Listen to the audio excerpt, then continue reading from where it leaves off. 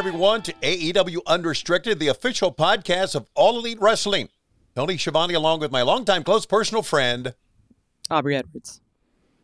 You get your name right every time. I love do. that. I'm really good at getting my name right, which is good because it's not my real name, so I should be able to get it right. Well, there you go. We have very special guests. Aubrey, why don't you introduce him to us? Yes, so you're very, very excited to have Mr. Scorpio Sky here. Such a fantastic member of the AEW roster, fantastic guy backstage, one of my favorite drinking buddies. Happy to have you here, Scorpio. You don't drink anymore, though. I don't, but I find you highly entertaining. Tequila Sky. And then, of course, my friend Tony Schiavone. Scorpio Sky! Hope you guys are good. Yeah, good. Thanks. Speaking of great, you recently just released your podcast, Wrestling with the Week. How's that been going? How did that all happen? Oh, it's going great. Having a lot of fun doing it. James and I are just, we're at it every single week, man. I think one of the things that's really cool about the podcast is the fact that we didn't know each other when we started doing this. And I don't know of a lot of radio shows or podcasts where the two hosts are strangers. And we wanted to keep it that way because we wanted to give the audience something different, and they can listen to us get to know each other on the show every single week, which is so cool. I think that's really neat because one of the great things with podcasts is, I'm speaking from experience now, having done this a year, is that you just really start to get in the groove and feed off of your co-host quite a bit, and the audience will feel it, you'll feel it, and it's just one of those things that if you're having fun now, you're going to have even so much more fun later. So super proud of you. I've already subscribed, listened to a bunch of episodes. Really, really pumped, man. Thank you so much. Thank you to everyone that has subscribed. Hope you're enjoying the show. It's only going to get better. I'm excited to see where the show is going to be in 6 months, in a year, when we really get rolling, and just like you guys are doing a phenomenal job. Incredibly proud of you guys, and excited to be on this show, actually. Yeah, it's been a while. I don't know why it took us this long to get you on here, but far too long. It'll be greater later. That's what I always say. Greater later. Very cool. Scorpio, you were were one of you and Frankie, the first AEW tag team champions. And that's something we say before, they can never take away from you. And I know that some guys say, oh, it's just a storyline, just another storyline in my career. But was that special for you to be the very first AEW tag team champ? It was definitely special. Growing up a huge fan of tag team wrestling, so many great tag teams when I was coming up. It was one of my goals, and obviously it's no secret I'm a huge Bret Hart mark. And, when he won the tag team championship first, that was like kind of the launching pad for what, the trajectory that he went on. And I would hopefully like to follow that path. And being able to do it with one of my best friends, a guy that has helped me and mentored me from almost day one since I got into the business, Frankie Kazarian, who is the consummate professional he is, and Christopher Daniels being in our corner. It's something I'll never forget. I'm extremely honored that we were the first tag team champions. And 20 years from now, people will be able to look back and see that the first AEW World Tag Team Champions was SCU. Speaking of first tag team champion, you were also the first person to pin Chris Jericho in an AEW ring. So congratulations with that. Something that I am very, very happy to see. And that actually led to your championship match for the AEW World Championship with Chris Jericho. So what did wrestling someone like Chris Jericho mean for you? That was huge for me. Again, going back to my childhood, I was a huge Chris Jericho fan. I remember I think I was my freshman year or sophomore year of high school, and just everyone thought I was so weird because I was walking around with a conspiracy theory or conspiracy victim sign, and I just had it with the arrow pointing down because that's what he was doing in WCW at the time. And I just loved every single thing he did, and never really thought that he would be a guy I'd get in the ring with. And so when the opportunity presented itself, I was extremely excited, nervous, but I went through a few exercises going into that match that usually helped me. I used to do when I was a fighter, and that was visualization. Getting ready for that match, what I did a lot of was just laying on the floor, and you can do it anywhere, and just visualizing the moment. I even went as far as to play his music on my phone and put myself in the moment of standing in the ring as he's walking to the ring and feel those emotions of being nervous and excited. And that way, when you do it in real life, you feel like you've already been there before. So it's not even, there's nothing to be nervous about. And so that was one of those few matches that I actually prepared for. A lot of times, you just show up and you get in there and you do what you do. But that was one I definitely took the time and prepared for it. I wish I could have been a little bit more in the moment and enjoyed it because, as you know, we're week to week. A lot of times it's okay, and then on to the next.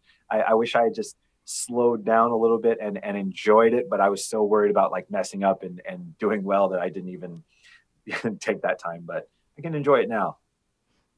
Have you watched it back yet? Talk a little bit about Scorpio Sky and those tag team matches. And we mentioned earlier that you were the first, you and Frankie, the first AEW tag team champs. That happened in October of 2019, back when the world was a little bit more saner than it is now. Talk about that championship match, because working against the Lucha Brothers is pretty special. Yeah, I don't think anyone thought we were going to win that match either. I think a lot of the fans kind of saw us as a stepping stone for the Lucha Brothers, and that it was just kind of going to be a coordination for them, because they are a fantastic tag team. They're one of the best tag teams in the world currently, and they're also two of the best singles wrestlers in the world. So it was kind of destined for them to step into that moment, and we just kind of messed it up. And I think it was a great full circle, because if you go back to the beginning of that tournament, they injured Christopher Daniels, so he had to step out of it, and I had to step up and take place. It was a great story, I thought, and one of those things again. I wish I had enjoyed the moment a little bit more than I did, but fortunately, again, we can look back and enjoy all of those things that surrounded it, with me wrestling with no shoe and then moving on to wrestle the Dark Order and then the Lucha Brothers in the finals. I remember when the shoe flew off and you ended up wrestling, and I heard somewhere you were concerned because you were wearing Nike shoes with Adidas socks, and it was going to out you as this, you're a bad sneaker mark because you weren't matching. And I was like, oh my God, is that a thing I have to do? It used to be, not so much anymore. It's not that big of a deal anymore. But back in the day, if you wore Nike and Adidas together, people would kind of look at you sideways. But now it's a lot more accepted. Good to know. That is good to know. So you hold on to the tag team belts until you go on to the Jericho Cruise, where you lose them to Kenny Omega and Hangman Page in a classic match. How was it, the experience on the boat there for you? That was my second Jericho Cruise. It was a lot of fun. I tell you this, though, I don't know why, because when we had some of those matches on the cruise, they were docked, so we weren't even out at sea. But I got so sick during that match. I mean, when I got back to the dressing room, I felt like I was going to throw up. It was one of the worst I had ever felt wrestling, and I don't quite know why. My body might have just been adjusting to wrestling on the ship or whatever it was. Fortunately, I don't think it affected the performance. I thought it was a good match. I haven't seen it, but I heard it was really good, and that makes me happy. Even when we lose, you can't take anything away from Hangman Adam Page and Kenny Omega. They are also, that's the thing about the tag team division in AEW. You can take guys that are two of the best singles wrestlers in the world, and they also become two of the best tag team, or one of the best tag team wrestlers or teams in the world. And that's what's so special about the division, and including the singles division. It's spectacular. Is there anything different you went into planning that match? Because I think that was actually our first ever taped show. And on top of that, it being outdoors, is there any difference in you approaching that as a wrestler? I believe that was our first taped show. No, you just, business as usual. You just go into it and you do what you do. That you don't really want to deviate from the plan too much. I'm a big fan of, wrestle or present a taped show like it's live. You can do it live to tape and just, nail it. We're not like actors, where we can just, plan for months and months and months and learn scripts and that sort of thing and go out and do what we do. We're, especially when we have a live audience, which we had on that cruise, you go out and you just nail it. And that's what we're trained to do. Talking with Scorpio Sky, you're listening to AEW Unrestricted. Scorpio, back in January of 2019, SCU, really some of the Yeah, a few of the first signees to AEW. And I know you guys had wrestled. I mean, you have been a champion in Hollywood wrestling. You've been a champion in Pro Guerrilla, Empire, Ring of Honor, Wrestle Circus. But now it's AEW. Talk about getting signed by AEW, and also add into that too, if you would, your first meeting with Tony Khan. It's a lot harder at this level than people think.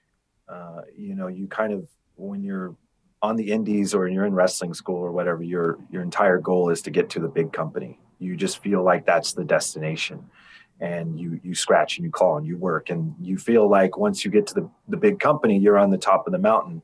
But the reality is the work starts when you get to the big company. All of the stuff that you did on your way up was a lot of fun. But that's really what it was. It was a learning experience, but it was fun. Once you get to the big company, at this level, it's a job, and it's a grind, and it's a lot of work. And you realize once you get to that top of that mountain, there's another mountain that you have to climb. So that's kind of been my experience. It's an adjustment period. I'm on the job learning the best I can, and I really still don't feel like I've presented the best of me. I think I've given, or not so much given, but I feel like I've been able to present maybe only 75% of what I can truly do. And I'm hoping that I can get to a higher percentage as time goes, but it's just going to take some experience and time. As far as Tony Khan goes, I got to meet him, I believe it was right at the end of 2018 or the beginning of 2019. And this was obviously before I signed. And the moment I met him, I was sold. I thought this guy, has a vision. And, for years, guys on the indies like myself always would wish it was like a fantasy. It was like, God, I hope some millionaire comes on and starts a new WCW. And I swore, I knew that WCW went out of business right before I got in. And I just knew that once I was done, the next WCW was going to come. I was just going to miss it. I just knew that's how it was going to happen, because that's how things work for me. Fortunately, it did not happen. When I met Tony Khan, I thought, okay, this is going to work. He's got a vision. He's different from a lot of other guys that I've talked to that were like, I'm going to start the next best thing. And it never, ever works out. And, the proof is in the pudding. Things are working out because of that vision, because of his dedication, and because of his love for the sport. You had a great match against Cody for the TNT Championship. Big, high-profile match on TNT. Talk about that match, because it was tremendous. I liked the match. Did I watch that? I don't remember if I watched it or not. So pause. How many of your matches do you actually go back and watch? Right. Not a lot of them. Yeah. Not a lot. Because it's interesting to see how many people, I think once you're earlier in your career, you definitely go back. But I think as you become more comfortable with who you are as a wrestler and what you're capable of, I think people just generally just don't watch it, which is a really interesting thing. When you're early in your career, you have to watch, because that's obviously how you learn. Myself, I've been doing it a long time, and so a lot of times I know what I did wrong, or I know what I did right. And also when you're in the moment, things feel different. Things tend to be a little bit more special than they are on video. And there are times where you have a match that, when the crowd's rocking and have all these emotions, and then you go back and you rewatch it, and it just doesn't quite capture that same feeling when you watch it back. It's one of those things. I'd rather hear from the Jerry Lynn's and the Dean Malenkos and those types, whether it was a good match or not. And I'll trust them over, going back and rewatching. If they say it was good, then I'm happy with it. And again, like I said, I've been doing it so long that I know if it was a good match or a bad match. A lot of times I might watch my matches that I think are the absolute, I don't know, I can't say S words. You can say whatever the hell you want. I can say it. Okay. Yeah. Shit, piss, fuck. You can say it all. I would probably watch my matches that are more the shits than the good ones, because I want to go back and just see, is it as bad as I think it is? And usually it's not as bad as I think it is, but probably bad. So I'll watch my bad ones. The good ones, if it was good, that's cool. I'm happy. So how'd you feel about your match with Cody then? Cody is always spectacular. You know, Cody is he's where he's at for a reason. I think this is the last few years are the best, specifically, you know, in AEW actually has been the best run of his entire career. He's really at the top of his game. He's unbelievable. Myself, I would probably give a 6 out of 10 in that match. I think I could have been so much better. I wish we had more time. You know, obviously it's tough with TV. That's actually why I would have rather had the match at the pay-per-view. I knew the match was coming when it was coming because my record was too good. And so I knew it was going to happen. I was hoping it would happen at a pay-per-view where we can get, you know, 17, 18, 20 minutes, 25 minutes. I think we could have told an incredible story, but it's tough when it's TV. And so I would have liked to have more time, but aside from that, I would have liked to be a little bit better myself. And I don't think I was anywhere near my best in that match. And so hopefully one day I'll get to wrestle Cody again in a profiled match and we can have the one that we're supposed to have. But I think it was pretty good. Next, we're going to talk about the early days of Scorpio Sky before he became part of AEW on AEW Unrestricted.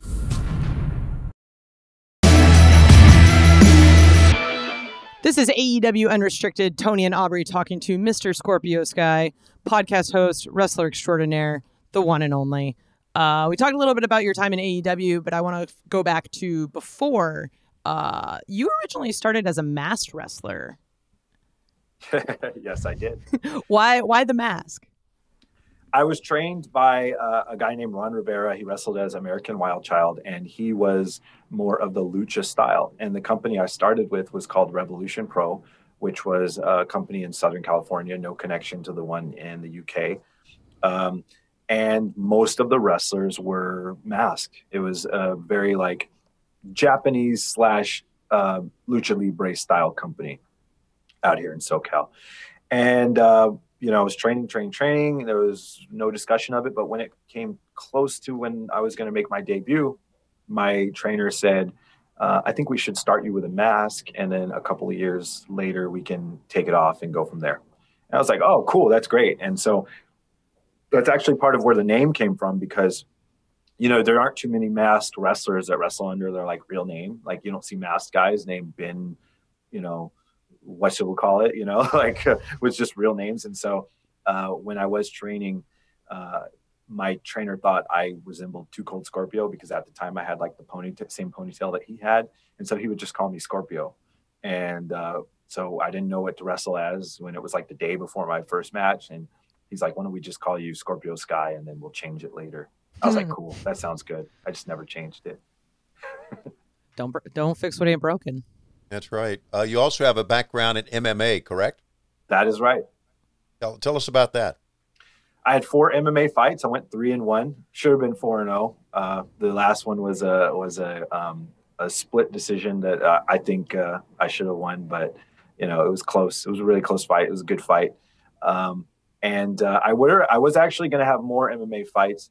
I had probably 3 others lined up, but the problem is guys get hurt, guys drop out of fights. And when you train for say 6 weeks and you're cutting weight and you're, you know, which is one of the most miserable things you can be a part of, you know, just weight cutting is the worst, dieting and that sort of thing. And you're training for 6 weeks and you're cutting weight. And then you find out a week or 2 before the fight, oh, the guy pulled out. Why? Well, we don't know. You can't do the fight. You got anybody else for me? Oh, no, nobody at your weight. If you want to go up 2 weight classes, we can do that. Well, I'm not going to fight guys that are 215 pounds when I'm, you know, cutting down to 170. It's like, you know, that just got to be frustrating, along with doing it while wrestling, which is 2 completely different types of training. I just decided to go fully towards wrestling. But I did, you know, 4 MMA fights, and I had several Muay Thai kickboxing competitions that I was part of, and it was a lot of fun. I love combat sports. Always wanted to go back to it. I just never got a chance because this dang wrestling thing started working. Do you ever see yourself maybe potentially going back? You know, it would have to be for the right situation. You know, if the right situation presented itself, then yeah. I always felt like, you know, I was always 6 weeks away. No matter how long I took off, I was always like, yeah, 6 weeks, I can get in shape and I can be ready to fight. I can knock all the rest off and I'll beat whoever they put in front of me. 6 weeks. It might take more than 6 weeks now after several years off. But, again, yeah, if the right opportunity presents itself, I would love to fight again, whether it be boxing, kickboxing, or, mixed martial arts specifically. Scorpio Sky, Christopher Daniels, and Frankie Kazarian are SCU. How did SCU come together, Sky? I've known Christopher Daniels and Frankie Kazarian my entire career. They were SoCal guys, obviously. And when you were in the wrestling scene in Southern California and you were coming up, you always looked at Frankie Kazarian and Christopher Daniels and you thought like, okay, those are the guys I want to be like, because they got out of it's weird. It's like a bubble out here where like you just kind of get overlooked by the rest of the world. Strangely enough. And so those were the two of the guys that broke out and they were, in Impact and different companies and people knew who they were. And so you would look and you say, okay, I want to be like those guys. Fortunately, I was able to meet them in Pro Wrestling Guerrilla very early in my career, probably a year or two in, and they were just always really nice and helpful to me. When I tried to work for Impact years later, again, they were really helpful. And they carried it over to Ring of Honor as well. And so once I started working with Ring of Honor, they just kind of took me under their wing and I was riding with them anyway. And I found out they wanted a third guy because they wanted to form a trio and go after the ROH 6-man tag team championships, whatever it was. And so it was like, well, you're a SoCal guy, you're riding with us. It makes a lot of sense. We're all very similar. Why don't we do it? And I thought it was a great idea. I was very much on board with it to be able to ride with those guys, learn from them. And I think it's no coincidence that I have become the performer I am now, that, I've been under their wing and they just make me better every day. How did the worst town bit come to be? Again, just in the van.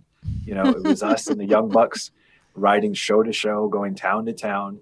And we always had, when you come from Southern California, your flight to the East Coast is always bad. There's always a layover. There's always, it's always overnight and you're exhausted. You know a lot about that. Yeah. I feel you. I go corner to corner every other week. So I feel exactly. you. It's miserable. And so by the time we get to the van, we're all miserable and we're in some bumfuck town and we're just talking shit about it. And eventually Matt Jackson, I believe, was like, I want to put you guys on BT and I want you to just do that.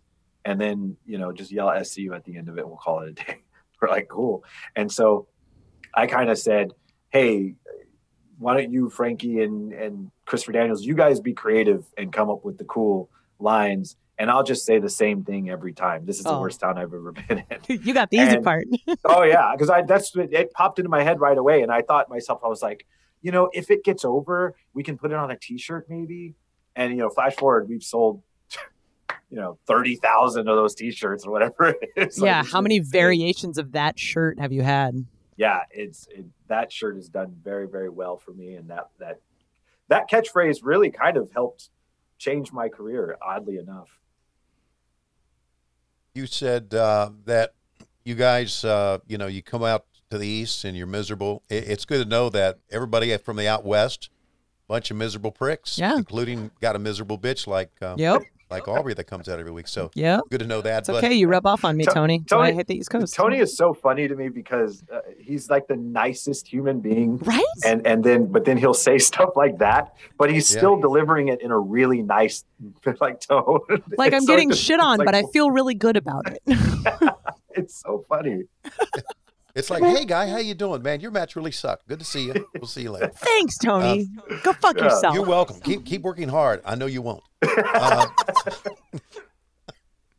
So what did BTE, being the elite, do for SCU, do you think? It made SCU. The audience is so loyal. The people that watch Being the Elite every single week are so loyal. They really buy in on what you do. They love you. They support you. They buy your shirts. They come to meet and greets. They meet you when those existed. I couldn't be where I'm at today without Being the Elite. And that is a 100% shoot. That show made me, my career was, I was at a point before I started working with Ring of Honor and then being the Elite, where I was just basically ready to quit because it was just like, this isn't working. I was working so hard and it just wasn't working. Unfortunately, I got a break with Ring of Honor, and then to be on Being the Elite, that took me to the next level, as well as Frankie and Chris. Those guys were obviously already, they're legends, but Being the Elite kind of reinvigorated them as well. And it just made us all into the names we are. And obviously that leads to AEW. You had mentioned before that you're a big Bret Hart mark. Was he sort of the guy that got you into wrestling and made you want to be a wrestler? He wasn't the guy that got me into wrestling because I was always a wrestling fan. I can't even remember when I started watching it. I started watching it so young, but he was definitely the first one that resonated with me and captured my imagination beyond anyone else. And I was very young, maybe, I don't know, 7, 8, 9 years old when I said, okay, I want to be like Bret Hart. I want to be Bret Hart, and I remember like walking to school and like doing the Bret Hart walk. And I'd walk past like bushes that had like leaves that would stick out, and I'd like slap the leaves like Bret Hart slapping slapping hands with the fans, like I'd pretend like I'm walking to the ring. Yeah. People probably thought I was just weird. Like, what is this guy doing?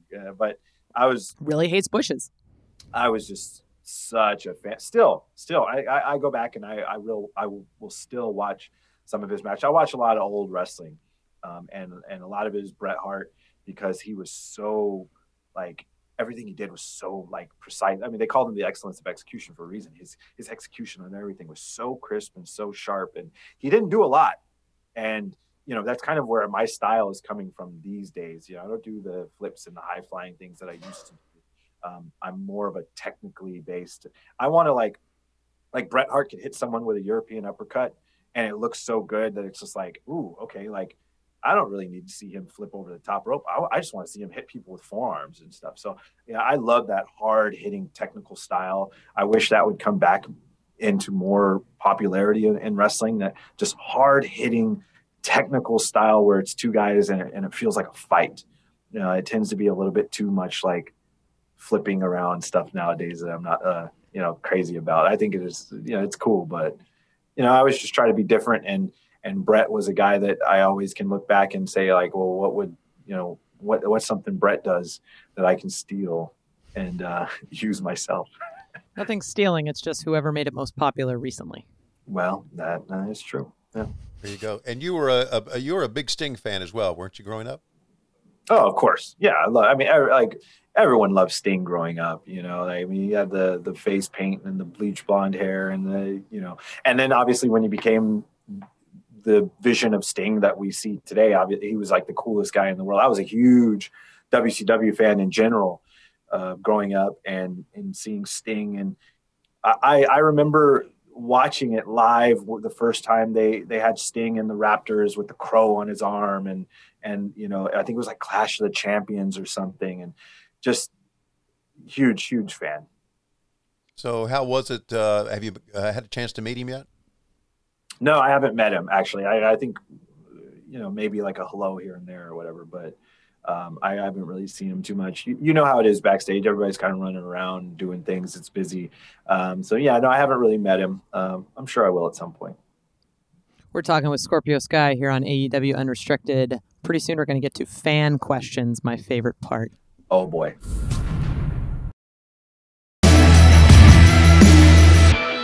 This is AEW Unrestricted. Aubrey and Tony sitting here with Scorpio Sky.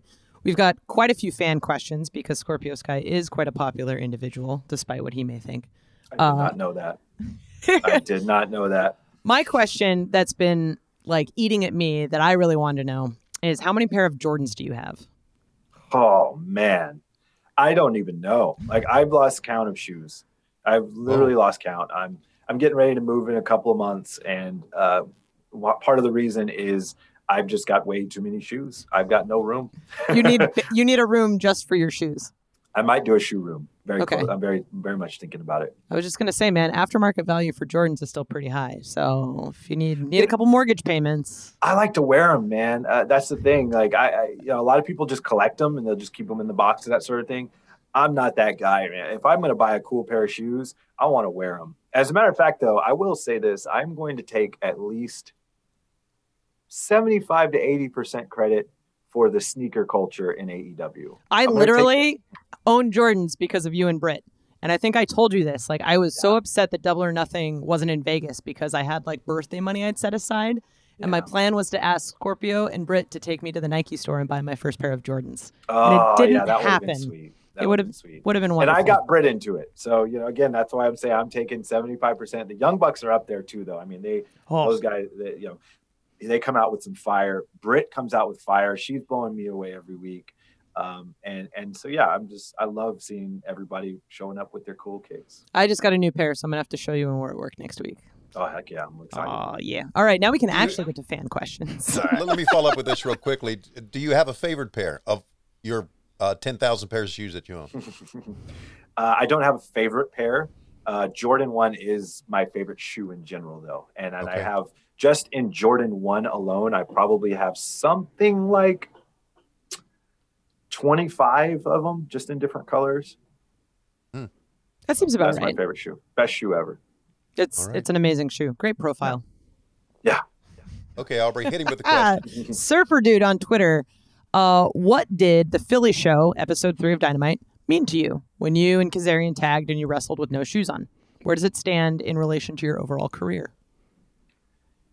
It's funny because Philadelphia always seems to be a special town, I guess, for everybody. When Frankie and I won so actually going back before that, the match where I really sealed the deal and got my deal with Ring of Honor took place in Philadelphia. That was kind of the match where everyone was like, okay, we need to keep this guy. And Nick Jackson getting on the mic and demanding them sign me was a little bit of help. Doesn't hurt. Right after the match, he's like, "You guys got to sign this guy." Definitely doesn't hurt. Then Frankie and I won the tag team championship in ROH in Philly. I've had several matches in Philly that were special, and then that match obviously stands out above all of them. Again, in the moment, I didn't even know it was going to be a special match. I was actually upset because the finish got messed up in the match. And so I went to the back. I remember that. Yeah, I was on cloud zero. I was just like, oh, man, like I completely forgot all about the throwing the shoe in the crowd. They throw it back and all that sort of thing and blah, blah, blah, blah. It's just, I was just like, oh, I can't believe like everything was going so well. And it just, oh, no. But now I look back at, as a professional and I'm just like, oh, you could see that I was upset after that match and I shouldn't have shown it. Yeah, I shouldn't have shown my cards, but whatever, live and learn.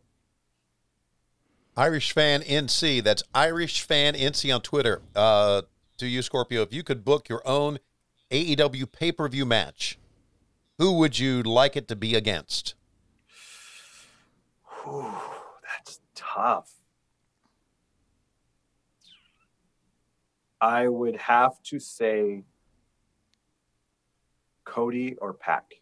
Oh, you and Pac would be dope. I would love to wrestle you and Pac would be good. I'd love to wrestle Pac. So you've wrestled Pac before, never, or have you? Never. Ooh, we're going to have to amazing. text Tony. Hey, we got a booking idea. Here's a program. Make it happen. Oh, I'd love that. Oh, man. Oh, dude. King of the North on Twitter. I'd love to hear about this massive clusterfuck of a match, if you remember anything about it. World War III, 159-man battle royal. Yes. What is this about? So they had the idea. They wanted to put on the biggest battle royal in wrestling history, and they wanted it to go in the Guinness Book of World Records. So they gathered, I believe it was 3 rings, and they did this show, and they called as many wrestlers as they can possibly get to be a part of it. I wrestled a match earlier in the card and then was in the battle royal, and I won the battle royal. What I just recently found out was apparently they forgot to call Guinness Book of World Records. And so it didn't even actually get registered, which I don't know how that happens. the whole reason they're doing it is to get into Guinness Book of World Records. So that's a little important thing that I think they have to like have a representative out there for it to actually like count. Yeah, they were supposed to. If they didn't call them, they're not going to get someone out there. But I know there was someone that was counting at the entrance. Okay, as some people got. The other thing that upsets me about it, because it probably really is the biggest battle royal like ever. So it's kind of cool that I won it. But 159 men. Like, we couldn't just get one more person to make it a nice 160. Like, that always kind of pissed me off. I'm like, we couldn't just, like, grab a fan and put them in it or something. Like, we couldn't get 160? Really?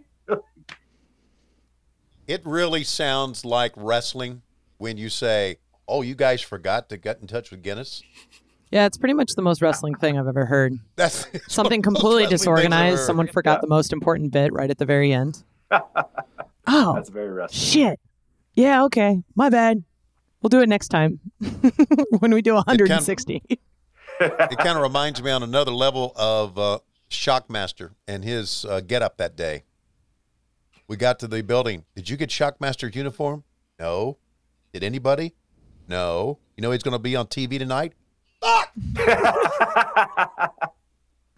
So, and that began that. So anyway, that is a great wrestling thing. Aubrey, you're up next. Sweet. Surfs Up Kenta on Twitter. Did you ever think about keeping the mask? And if so, how different do you think your career would have been if you had? What's with all the surfing names? I don't know, man. California. California. Oh, so Cal peeps. Oh, yeah. What's up? Okay. Once I never had like a plan of losing it and yada, yada, yada. But at one point I was in Japan for Osaka Pro and I was wrestling. And their two top stars, their guy's name was Billy Kid, excellent wrestler, and Tiger's Mask, another great wrestler. Before one of the shows, they pulled me aside and they said, please, no mask. And I was like, why? And they said, good look, very good look, no mask. And I was like, okay. So that's when I started thinking about, okay, maybe I'll lose the mask. The idea I had was, though, I never wanted to actually officially lose it because I wanted to have the idea, the ability to go back to it. And so this was in around 2004, 2005. And so we had a match where basically it was a tag title match and it was masks versus titles. And what happened was my partner got injured during the match, had to go to the back. I had to fight by myself. I ended up getting a roll up and winning the match. But because I was outnumbered, they jumped me after the match. I was bleeding, and they took my mask off anyway. So by the legendary rules, I didn't officially lose the mask, so I could go back to it. However, I was unmasked. And the idea behind it was to wrestle unmasked most of the time, and then in big matches, bring back the mask. Kind of like the way, like, say, I guess nowadays, I don't know if I'm allowed to talk about this, but the way, like, Finn Balor will become like the Demon King. Yeah. That's the best way I can describe it. So I had that idea, back then where I wanted to kind of like, put the mask on for big matches when I wanted to go to the next level. But I just never did it. It just never happened. And obviously I couldn't. I've thought about it again in the last few years, honestly. But obviously I couldn't do it now because that gimmick's already done. And I'm so far removed from the mask. I don't even think people, if I put it on, people will be like, what the hell? Like, what are they doing? Who is this guy? Yeah. Why would you cover this up? Okay, Dave on Twitter says, did you enjoy working on MTV's Wrestling Society X? Any stories you can tell from that experience? I did enjoy it. That was my first bite at the apple when it came to TV. And then I learned that later on when I started doing actual wrestling TV, I learned that it was nothing like that. It was insane. The show was basically run by MTV directors that knew nothing about wrestling. And so it was just like, we would do crazy stuff. Like we would have to, I remember at one point, Matt Seidel and I had to wrestle our entire match that we were going to have on TV earlier in the day, full bumps and everything. And just so the cameraman knew how to catch everything. They wanted to make sure that the cameraman didn't miss anything. So they were like, we want you to do the match right here, 10 o'clock in the morning, full bumps. We can't walk through any bumps. It's full bumps, just so we can make sure that the cameramen catch everything. And then when you do it for the show, do it exactly like this. If you're going to hit that rope, yada, yada, yada. And so that was crazy. What the hell?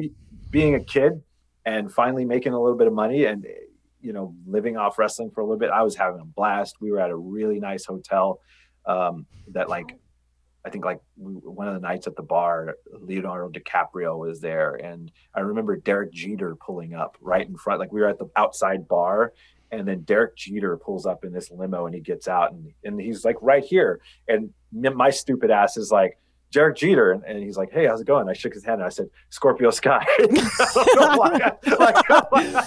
I don't know why I did that. You clearly know who I am. I used to wear a mask, you might remember. I don't know why I did that. I think Lindsay Lohan was also at the bar. It was a really nice hotel. Sup, Jeets. I will say this is one little story that I think that sucks is, again, crazy nice hotel. You can only valet park. So one of the days I went out to go to the show, put my ticket in, and a Bentley coupe pulls up. Who's this for? Oh, this guy, yeah. And then a Ferrari pulls up. Who's this for? It's this guy.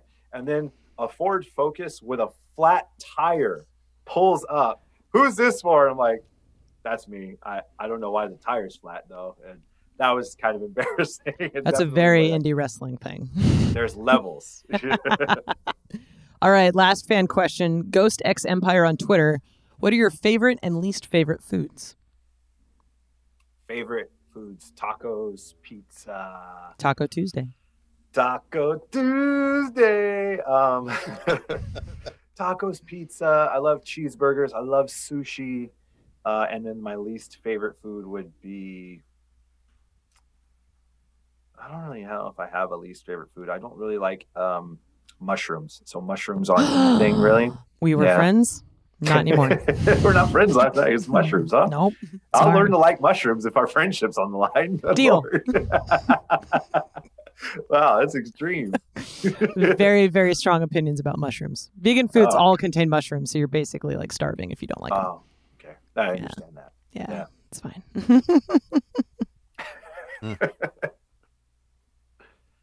Yeah. Okay. So anyway. Tony's like, yeah, these fucking guys. So how do you like your tacos? Aubrey, with mushrooms? No, that's gross. Tony, what are you talking about? Hey, Scorpio, thanks for your time, man. And we appreciate you being with us. We appreciate how good of a guy you are backstage, because you are. And it's always a joy to see you and talk to you. And I'm going to make sure you and Sting connect and he can talk to you a little bit, because I think you can learn a lot from him. And I think he would appreciate you because of the person that you are. Aww. So thanks for being with us, buddy. Thank you so much for that. And Tony, you know what a huge, huge fan I am. I've told you in the past. And how I cannot explain how excited I was when you came on board. I remember talking to Conrad at the very beginning of AEW, and this was obviously far before you came on board, or that I knew of at least, and just telling him, God, I wish we had Tony Schiavone. I listened to you guys' podcast, and his voice is still great, and he's still, he looks great, and he's so good. And when you came on board, it was to have my matches called by Tony Schiavone is a very, very special thing that I do not take for granted. And then obviously, Aubrey, you know how I feel about you, from the very first time we worked together. I thought you were phenomenal, one of the best in the business, and a great person as well. And before we send you off, tell us where we can listen to Wrestling with the Week. Yes, Wrestling with the Week.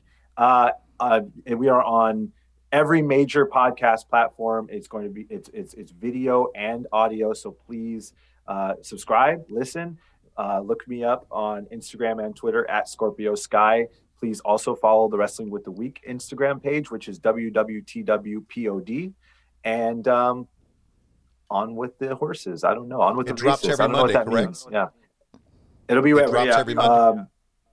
Every week. Yes, every week. Monday. Okay, Mondays. That's better than coffee on Mondays, man.